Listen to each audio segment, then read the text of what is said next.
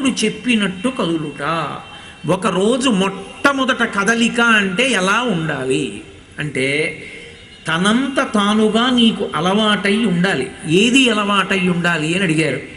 బ్రహ్మముహూర్తవు తిష్టేత్, అది మొట్టమొదటి సూత్రం వేదంలో.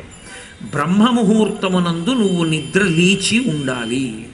బ్రహ్మముహూర్తం అనగా ఏమి? ఒక మనుష్యుడు నిద్ర లేవవలసిన సమయాన్ని ఎలా లెక్కెట్టుకోవాలి అని అడిగారు. ప్రాతకాలమునందు నిద్రించి ఉండరాదు.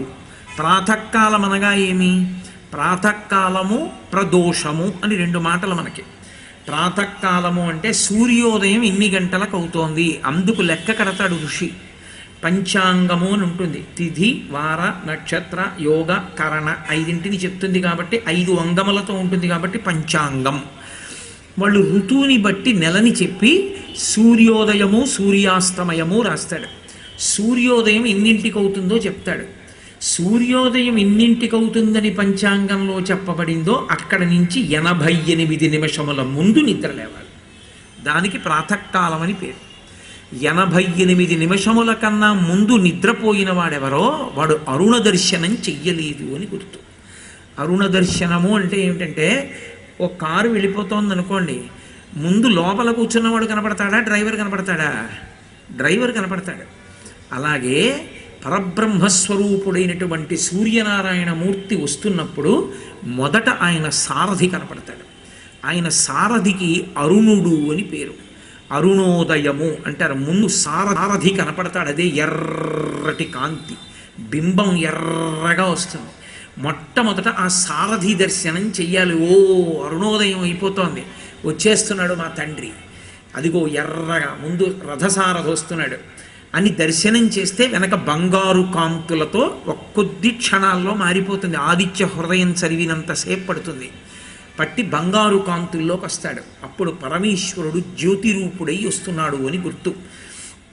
నమ పూర్వాయ గిరయే పశ్చిమే గిరయే నమ, జ్యోతిర్గణానాం పతయే దినాధిపతయే నమ, జయాయ జయభద్రాయ హర్యశ్వాయ నమో నమ, నమ ఉగ్రాయ వీరాయ సారంగాయ నమో నమ, నమ పద్మప్రబోధాయ మార్తాండాయ నమో నమ, బ్రహ్మేశానాచ్యుతీశాయ సూర్యాయ ఆదిత్యవర్చసే అని రుద్రం ఎలా ఉభయతర నమస్కారాలు చేస్తుందో ఆదిత్య హృదయం ఉభయతర నమస్కారాలు చేస్తుంది. వచ్చేస్తున్నాడు ఆయన బ్రహ్మ విష్ణు శివాంశ సంభూతుడై వస్తున్నాడు పరమేశ్వరుడు. అందుకని 3 మూర్తులు కలిస్తే అసలు పరమేశ్వరుని యొక్క స్వరూపము కాంతి, అపారమైన కాంతి ముద్దయే ఈశ్వర స్వరూపం. దాన్ని మీరు తర్వాత ఏ పేరు పెట్టి పిలవండి, ఈశ్వరుడికి అభ్యంతరం లేదు. స బ్రహ్మ సశివ సహరి శ్రేంద శ్రోక్షర పరమస్వరాట్. మీరు ఏ పేరు పెట్టి పిలిచినా యథార్థమునకు ఆయన యొక్క స్వరూపము కాంతి ముద్ద. అందుకే తిక్కన గారు అంటాడు సూర్యనారాయణమూర్తి గురించి చెప్తూ, నీరజాకరములు నిష్ఠయై చేసిన భవ్యతపంబు ఫలమనంగా దినసముఖాకి నందిత చక్రయుగ్మకంబుల ఎనురాగంపు బ్రోవనంగా హరిహర బ్రహ్మ మహానుభావంబులొక్కటింగాగరగిన గట్టి ఎనగా అతుల వేదత్రయ లతికాచయము పెనుబొందన్ పుట్టెడు మూల కందమనగా అఖిల జగముల కందెర ఎగుచు జన సమాజ కరపుట హృదయ సరోజములకు బుకుళనంబును జృంభణంబును నర్చి భానుబింబంబు పూర్వాద్రిపై వెలింగే అంటాడు.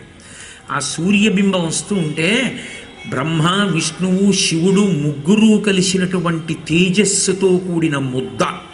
అది తామర మొగ్గలుట ఇలా 2 చేతులు ఎత్తినట్టుగా ముకిళించుకొని రాత్రల్లా తపస్సు చేస్తే వాటి తపస్సుకి మిచ్చి వచ్చాడా అన్నట్టు వస్తాట. నీరజాకరములు నిష్ఠయై చేసిన భవ్యతపంబు ఫలమనంగా దినసముఖాకి నందిత చక్రయుగ్మకంబులయనురాగంపు బ్రోవనంగా. ఆ చక్రవాక పక్షులకి చీకటి పడితే కళ్ళు కనపడదు. వాటికి విపరీతమైనటువంటి ప్రేమ దంపతులకి. అవి ఆడపక్షి మగపక్షి తప్పిపోతాయి, రాత్రి కనపడవు, అరుస్తూ ఉంటాయి ఓ ఒకదాంతో ఒకటి కలవాలని. వాటికి సూర్యోదయం అవుతుండగా అరుణోదయం అవగానే కనపడుతుంది భార్య భర్త. ఒకళ్ళకొకళ్ళు సంతోషపడిపోయి దగ్గరిగా కూర్చుని ఒకళ్ళ ముక్కుతో ఒకళ్ళు ఉరుసుకుంటూ సంతోషపడిపోతారట. రాత్రల్లా భార్య కనపడలేదని భర్త, భర్త కనపడలేదని భార్య, చక్రవాక పక్షుల జంటలు మహానుభావా నువ్వు ఉదయించవయ్యా, మా దంపతులకు ఒకళ్ళం కనపడతామని ప్రార్థన చేస్తే వచ్చాడా అన్నట్టుగా వచ్చేట. చక్రయుగ్మకంబులయనురాగంపు బ్రోవనంగా హరిహర బ్రహ్మ మహానుభావంబులొక్కటింకాగ గరగిన గట్టి అనగా బ్రహ్మగారిని విష్ణువుని పరమశివుణ్ణి కలిపి ఒక ముద్ద చేసేస్తే ఆ ముద్ద ఒక తేజపుంజమైతే అదే సూర్యనారాయణమూర్తి.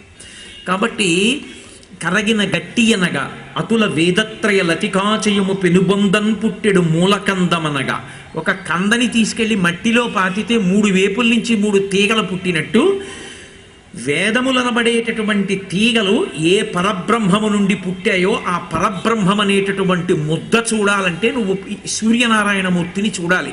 కాబట్టి అతుల వేదత్రయ లతికాచయము పెనుబొందన్ పుట్టెడు మూల కందమనగా అఖిల జగముల కందెరయగుచు సమస్త ప్రపంచం యొక్క కళ్ళు తెరుచుకునేటట్టు చేస్తూ జన సమాజ కరపుట హృదయ సరోజములకు ముకుళనంబును జృంభణంబును నచ్చి, హృదయం అనేటటువంటి పద్మం విచ్చుకుంటుంది, చేతులు అనబడేటటువంటి సరోజములు ముడుచుకుంటాయి.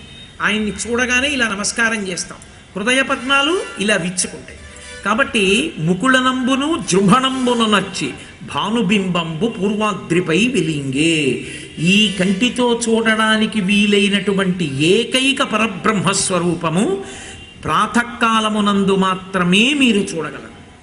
అలా చూడడానికి వీలైన రీతిలో ఆయన వస్తూ ఉండగా పరబ్రహ్మమే వస్తున్నా కూడా ధిక్కరించి నిద్రపోయిన వాడెవరో వాడు కృతఘ్నుడు. వాడు అందుకని